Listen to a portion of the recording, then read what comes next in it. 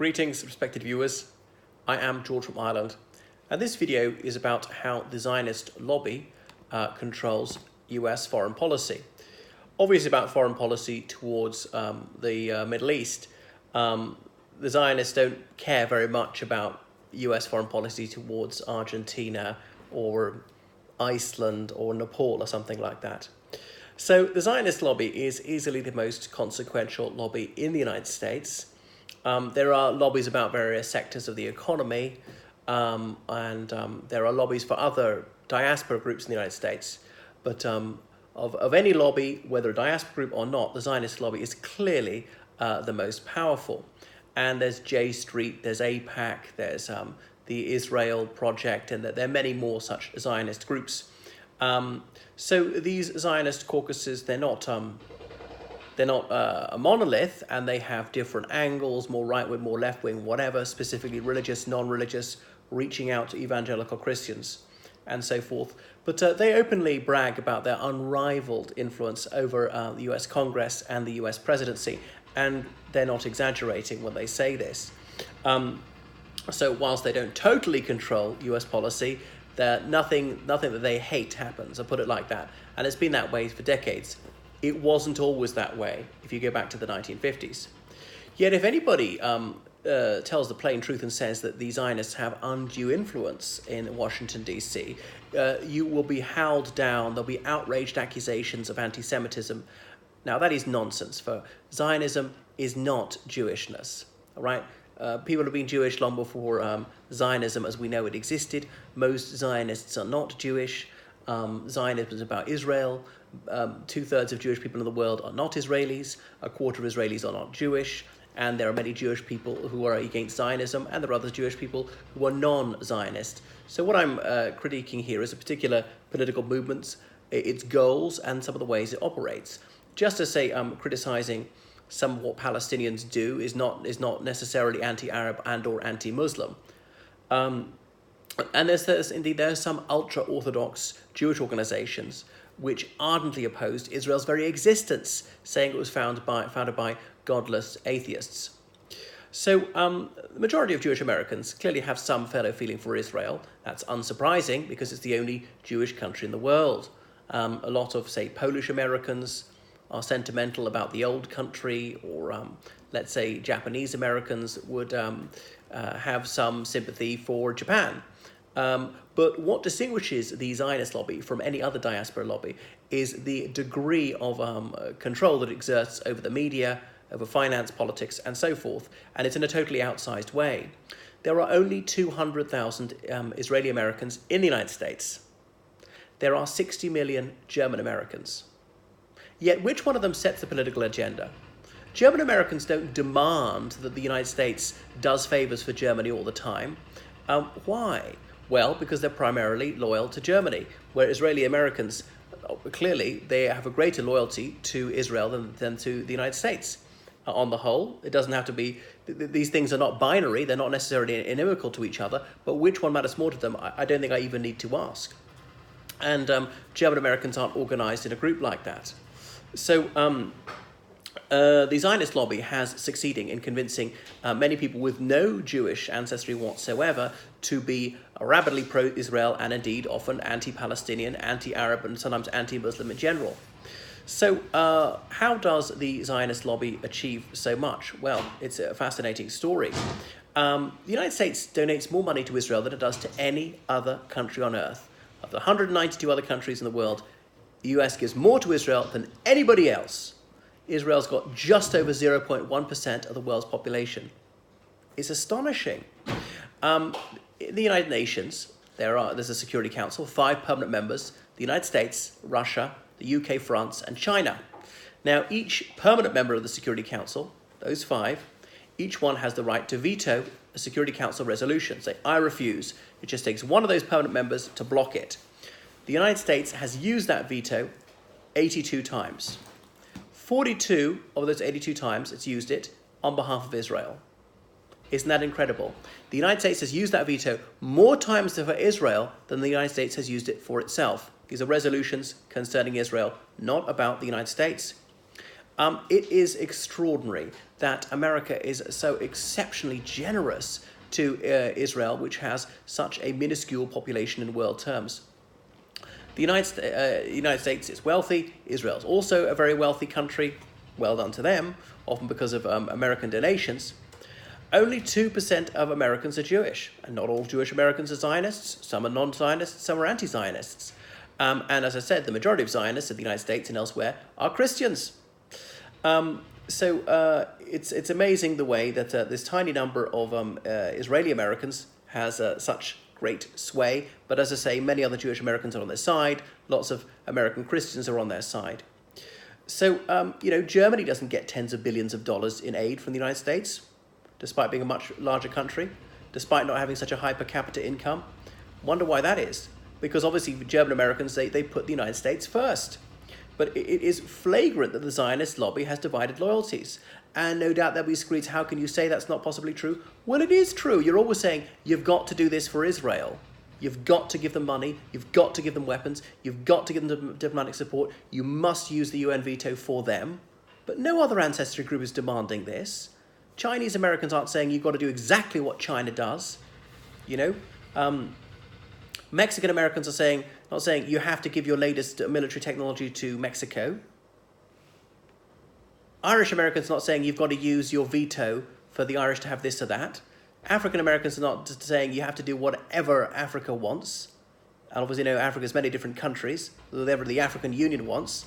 It's one group in the United States which is demanding that the old country, as they see it, get everything it wants from the United States, and indeed that country does get most of what it wants from the US government. So the Zionist lobby has engaged in espionage in the United States for decades. Now, I know that Israel is not the only country to spy on the United States, but is the only country to spy on the United States at such a huge scale and then receive such extraordinary largesse from the US government. Not just financial largesse, but, as I say, sharing of intelligence, military technology, with Washington, D.C. scarcely complaining about it. So Israel developed nuclear weapons probably in the early 80s, partly through spying on the US nuclear weapons system. Jonathan Pollard was an American, not an Israeli, and he spied on his own country for the sake of Israel.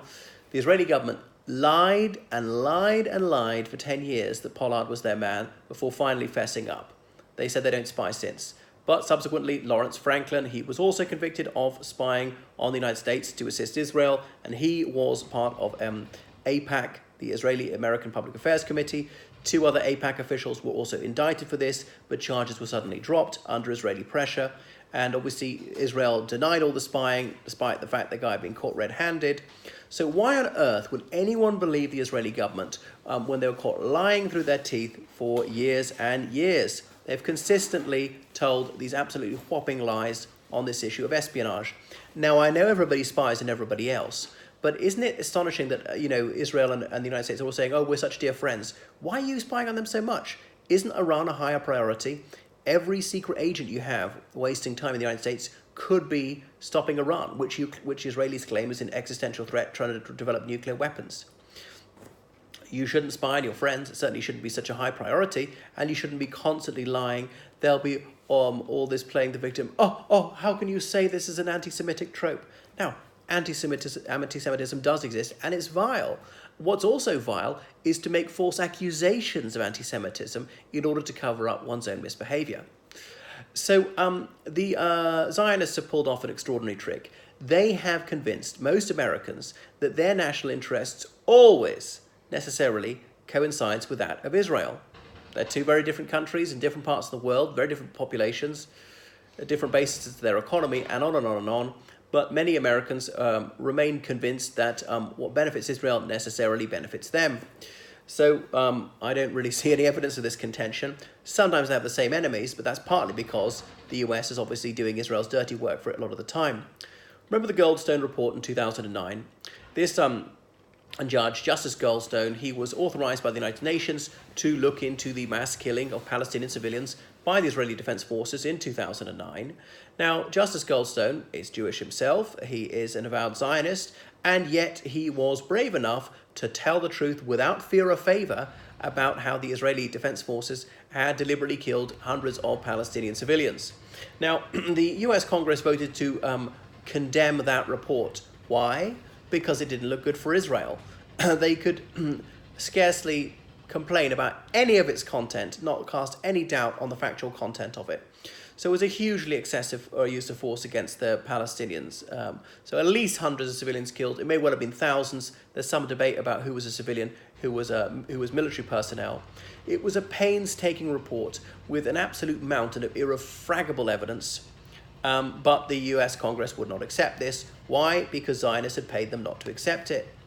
Anyway, just in the interest of fairness and balance, wouldn't it be nice for once to see a Muslim anti-Zionist put in charge of such a report?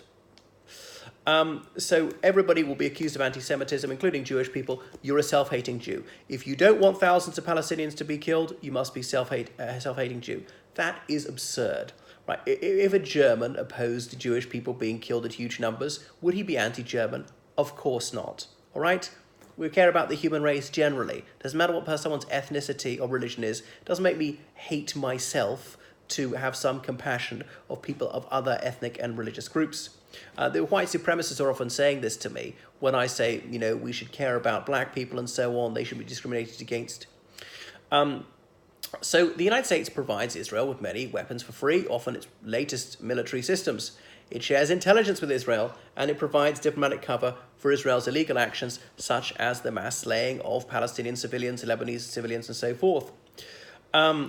So what accounts for this extraordinary linkage between Israeli and US foreign policy? Well, Israel's only got about 10 million people, and it does relatively little trade with the United States. I know the United States is quite important to the Israeli economy, but Israel is a tiny fraction of American foreign trade. Israel's got very few natural resources of any significance. Israel did not send a single soldier to fight alongside the United States in Korea, in the Gulf War, in Somalia, in the Iraq War, or in Afghanistan.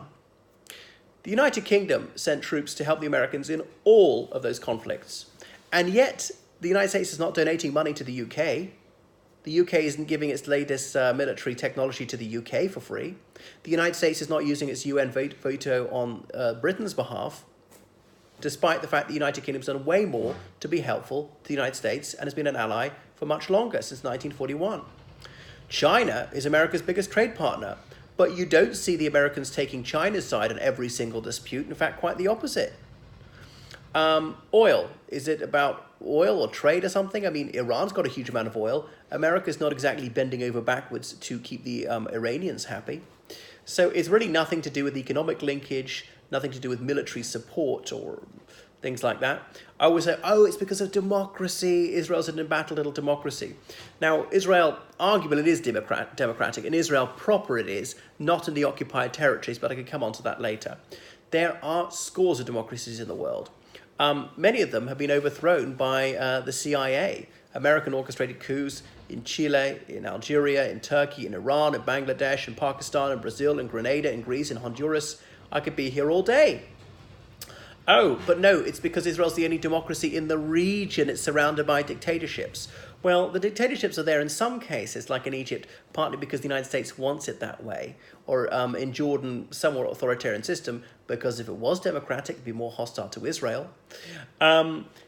India was the only democracy in South Asia for a while, surrounded by dictatorships, and yet the US government preferred the Pakistani government, a military dictatorship, which was Islamist and which had committed genocide in Bangladesh. But that was more amenable to Uncle Sam. They didn't want democracy in Pakistan at all because they might not be so eager to cooperate with the United States. There are numerous more examples of this. So I think we can take it as read that it's really nothing to do with democracy. And as for democracy, I mean, there are other countries in the Middle East which are our democracies, such as Lebanon, Turkey, Morocco, Tunisia, and there were more. Well, Turkey people question how fair the elections were. 10 years ago, they wouldn't have been questioning that. But again, the United States was not as friendly towards Turkey as it was towards Israel. So the US is often much happier with authoritarian government run by religious reactionaries in the Middle East than it is with a democracy, because that might lead progressives and secularists to office who wouldn't always do what Uncle Sam wants. As for Israel being a democracy, well, think of Gaza and the West Bank, which are effectively controlled by Israel. Now, I know the Israelis have stolen most of the West Bank. They've given back most of Gaza, but they control the borders. So whatever comes in and out, they control the airspace, the sea, and so on. So in a sense, it is an annex of Israel. And it's really just there as a reservoir of cheap labor for the Israelis, to some extent the West Bank as well. And so you can see this is where the apartheid system is, not in Israel proper, but in the West Bank. A two-tier legal system, Israeli normal law for Israelis, illegal immigrants there, or indeed Jewish illegal immigrants who are not Israeli citizens living there. So ethno-religious discrimination. Palestinians under Israeli military law, which isn't even the Palestinian law. So where they have fewer rights in courts and so on.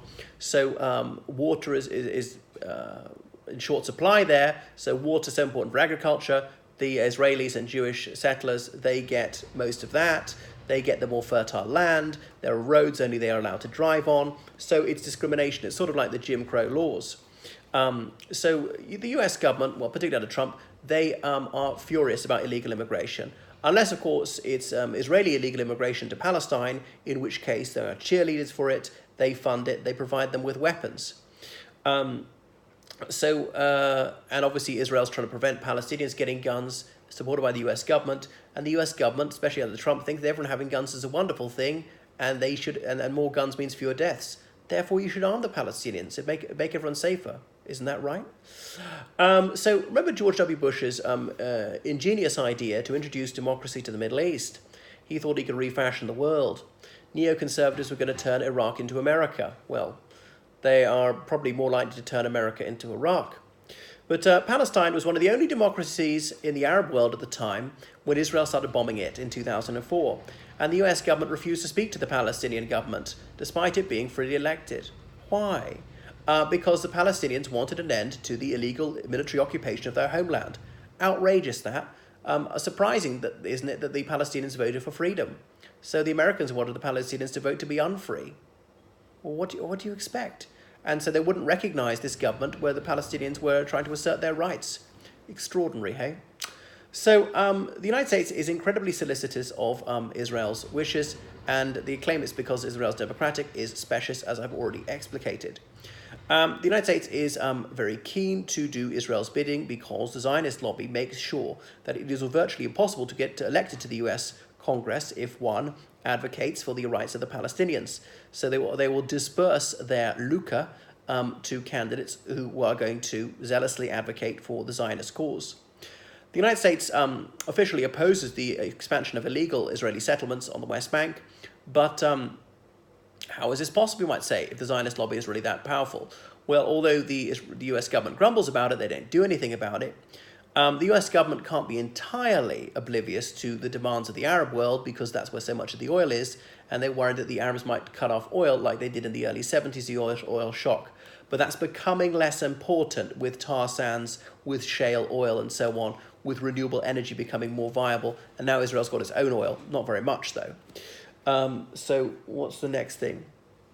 The US government has been often humiliated by the Israelis doing exactly what the US government's pleads with them not to do, such as expanding these illegal colonies, often calling them settlements, not calling them what they are, colonies. Settle has this cozy sense to it. We'd all like to settle somewhere.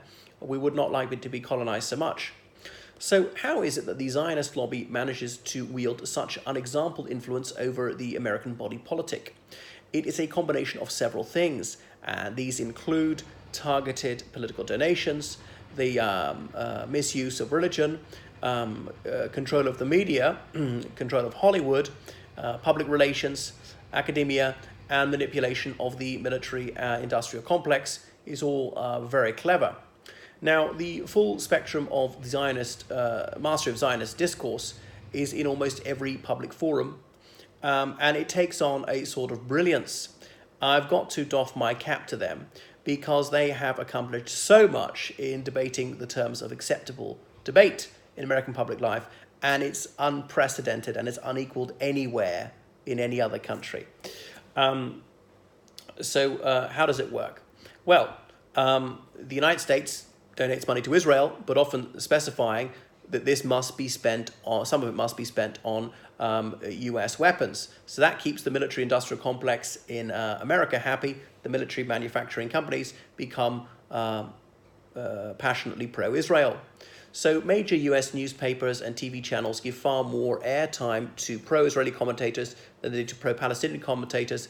They will be giving P-roller questions to pro-Israeli opinion formers, where they will come on snarlingly savage against anyone who says that Palestinians shouldn't be killed in huge numbers. Sometimes they'll just shut them off. You know, is Hezbollah a terrorist organization or not? Boop, if you don't agree. I remember Sean Hannity doing that on Fox. It was beyond parody.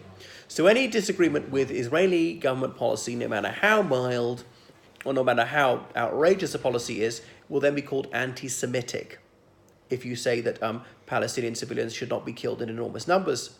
So there's one word, anti-Semitism. It is used to try and silence any discussion of the illegal occupation, of the illegal detention of people, including children, of Mossad spying on the United States, of the injustice of the whole situation, of the corruption of American politics through these donations, and the massive scale slaughter of civilians. So remember the Foreign Registration Act, as in agents of foreign governments in the United States must register as such. Surely the whole Zionist lobby is just that. A young Russian woman was sent to prison recently in the United States because she was involved in the gun rights activist movement, did far, far less than the Zionists. And yet they're never slung into prison. They were clearly advocating on behalf of another government. They want to vindicate Israel's cause in every way. And it's all about what is going to be beneficial to the state of Israel, not the United States. So the media in general, not all of it, but the bulk of it, and Hollywood, they regularly satanize Palestinians in particular, and Arabs in general, and as well as Muslims. Arabs and Muslims overlap, but they're not the same thing. So Hollywood executives will show this, courageous Israelis and or Americans fighting these wicked, filthy Arabs and all the rest of it. So it will appeal to the basest racist and religious prejudices and disseminating Islamophobic and anti-Ishmaelite tropes. So anti-Islamic prejudice is widespread in the United States. There's a study called Real Bad Arabs, and it showed that Hollywood films depict Arab characters as wicked 90% of the time, neutral 5% of the time, and only good 5% of the time. They are the other, they're alien, they're dangerous, they are detestable. So, of course, there is a fair-minded section of the US media. These brave souls include the Young Turks, Democracy Now! And some other shows, and they're often liberal left people. So the Zionists often inveigh against them for saying anything which is at all nice about Palestinians or is even slightly critical of the Israeli government. So there are neo-Nazis in the US and elsewhere who denounce Israel for utterly racist reasons. That is, of course, nauseating. And the existence of such despicable racists allows Zionists to try to paint any reasonable disapproval of Israeli policy as racist. Now, it is true that some anti-Zionist rhetoric is racist in character, but this doesn't mean that all Zionists are bad. It doesn't mean that all anti-Zionists are bad. Just as some, there are reasonable things that Israel does, and some people are unfair to them. White supremacists denounce Israel, and they're usually anti-Arab and Islamophobic as well. So they're not going to do anything for the Palestinian cause, these white supremacists. Let's take the Israeli-American Public Affairs Committee, and it is the big daddy of Zionist lobby groups. AIPAC's conference is attended by most of Congress. Now, AIPAC, they will not waste their money. They try to spend on close races. If somebody's clearly going to win, they often won't bother with donations. It's not AIPAC itself that donates, it's the individual members, right? And some businesses which are pro-Zionist. It's been addressed by the Prime Minister of Israel, and no other diaspora lobby comes anywhere even near this level of clout that AIPAC has. So they're very successful at what they do. It's not bad to be successful, but some of it seems to be skirting the law at least, because they really are foreign agents. Even if they are American citizens and not Israelis, they're clearly doing this to gain for Israel. not to do something which is remotely helpful to the United States. In fact, it's very unhelpful to the United States a lot of the time. So Christian fundamentalism is quite popular in the United States, must be about 40% of the population. And these people are usually very pro-Israel for biblical reasons and often viciously anti-Palestinian. So these evangelical Christians, they form a key part of the Republican base. The Zionist lobby has courted them adeptly. Christian fundamentalists, they're often creationists, snake handlers, homophobes, in a word, irrationalists. So the Christian fundamentalist demographic overlaps strongly with white nationalists, and many of the white nationalists will now accept Jews whereas they wouldn't before. So they will lap up the Zionist demonization of Arabs and Muslims as being bestial. Anti-Arab racism is, of course, anti-Semitism, since Arabs are Semites too, and Arabs outnumber Jews by almost 20-1 in the world. Now take Ben Shapiro, one of the most detestable Zionist partisans out there. Now, any American Jew who does not favor Israel over America is Jew-hating in Shapiro's mind. They're not really Jewish at all. So if you say that Israel shouldn't kill quite so many Palestinian civilians, then Shapiro thinks this is disgusting. So Mr. Shapiro, he published an article years ago calling for ethnic cleansing. That's right, that all Palestinians should be forcibly removed from their ancestral homeland, and that Israeli Arabs should be deprived of citizenship and booted out of the only country they've ever known without a penny in compensation. How racist can you get? Now, Israeli Arabs have spilt their blood for Israel, but they were to have no rights. Mr. Shapiro has made millions of dollars spilling ink in California. So some of these Arab Israelis are Christians. I wish that was more widely understood amongst these Christian fundamentalists in America who support Israel, that Mr. Shapiro is saying that Christians should be discriminated against for their religion, and they should be stripped of their citizenship, and they should be kicked out. That is how bad it is. And yet some ignoramuses of Christian evangelicals will applaud him for being tough on Arabs. So there are many public affairs committees out there which are Zionist, and they'll raise funds for candidates. Democrats and Republicans alike will receive all this on condition that they agree to advance the Zionist agenda, which is why almost every electoral race in the US is a win-win for Israel. About 60% of congressmen, about 58% of senators receive money from overtly Zionist organizations. Some of the others will receive it from covertly Zionist organizations or individuals, a business, which is mainly a business, but Zionism is part of the reason they're donating, or an individual who's not a member of a Zionist organization as such, but donating it partly for Zionist reasons. So Congress certainly gives its paymasters value for money. These are not altruistic donations. They're not doing it out of the goodness of their heart. There's not sheer generosity. They expect bang for their buck, and boy, do they get it. So the Zionists, they exert an exceptional level of influence in tertiary education too, with scholars for dollars. So academics who are gallant enough to tell their students the plain truth about the Israel-Palestine conflict are sometimes sacked due to Zionist pressure. Well, Michael Scheuer would be one of them, whereas those like Alan Dershowitz, who often defends Zionist crimes against humanity, he remains tenured at a top university. It's all the more galling to see America's craven attitude in view of the fact that Israel mistreats the country, which is so extraordinary in showing such liberality to it. In 1967, the Israelis, they sunk a US warship, the USS Liberty, killing 34 sailors. How many Americans know about that? Yet every American student worth his salt could tell you how the USS Maine was sunk by the dastardly Spanish, which led to America declaring war on Spain. And actually, it might have been an accident, the sinking of the ship.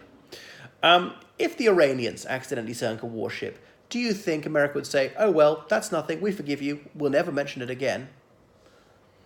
Now, look what Israel's done, which has been directly against America's national security interests in the 1980s, selling weapons to Iran when Iran was America's deadly foe, selling intelligence technology to China, despite the United States beseeching them not to do so.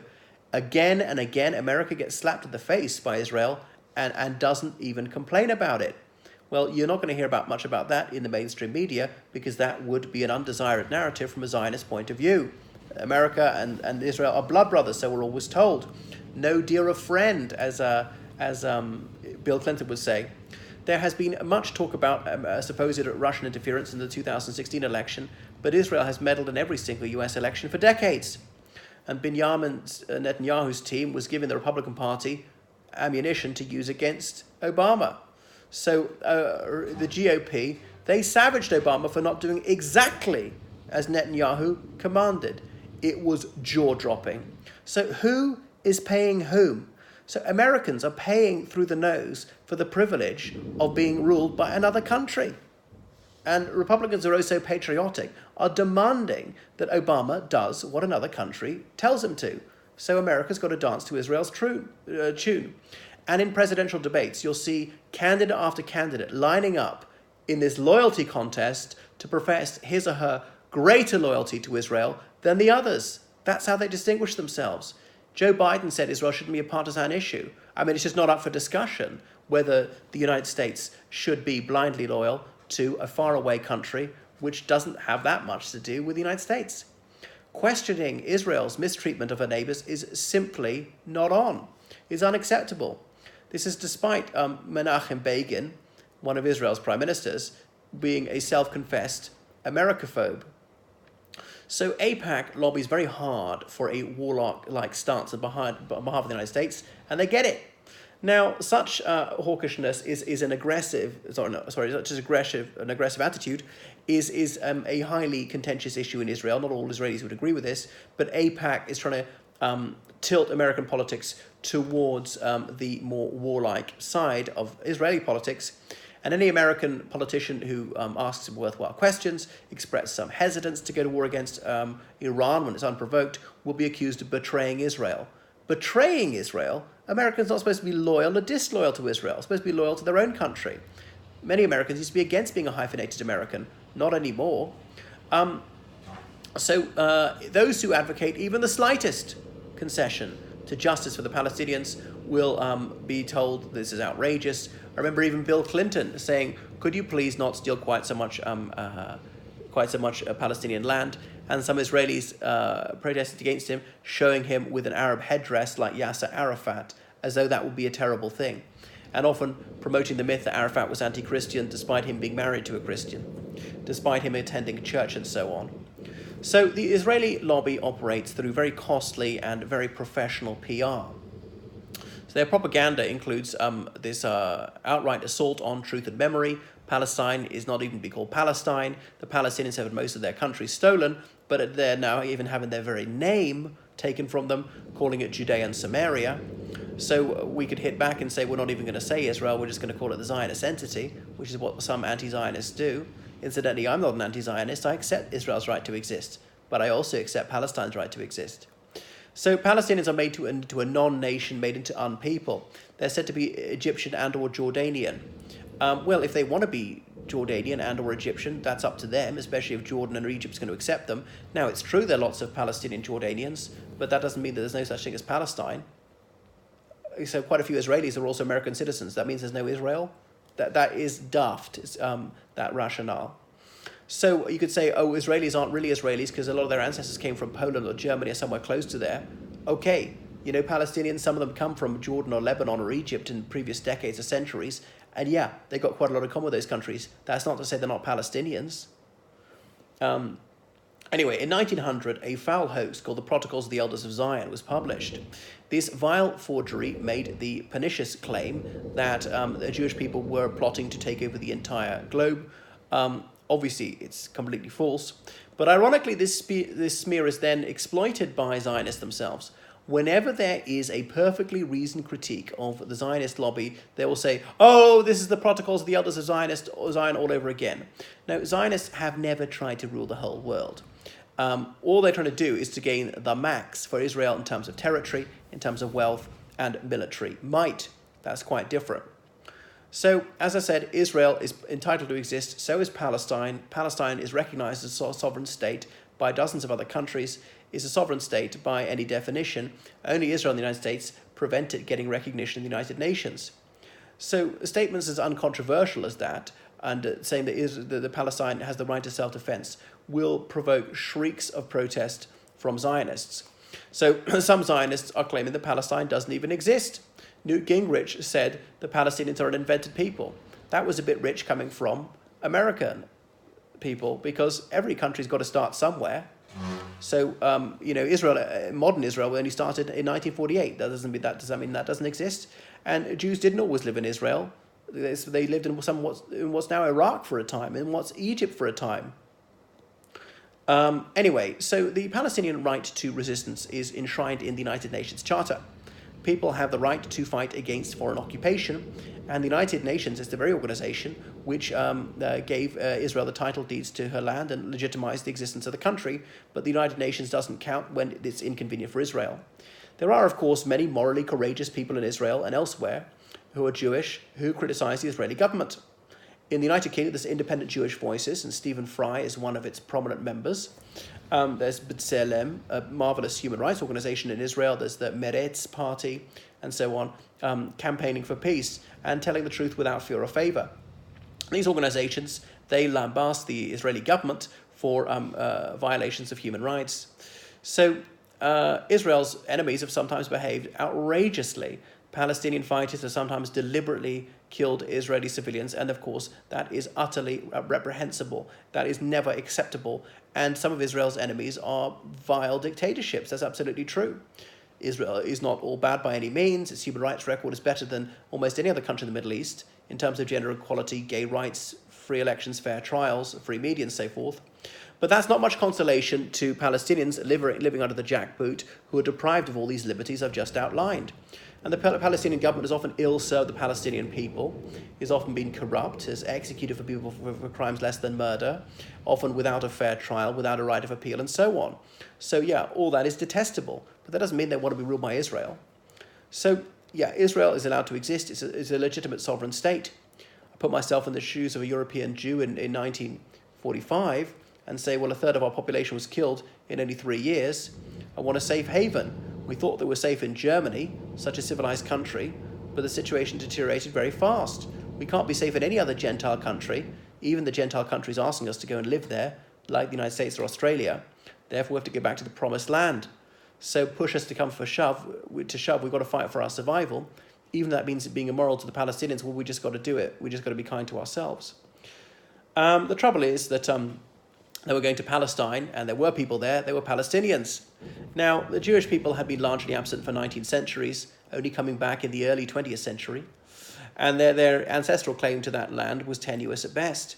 Some of the European Jews were really Khazars, as the descendants of those who lived by the Caspian Sea and converted to Judaism in the Dark Ages.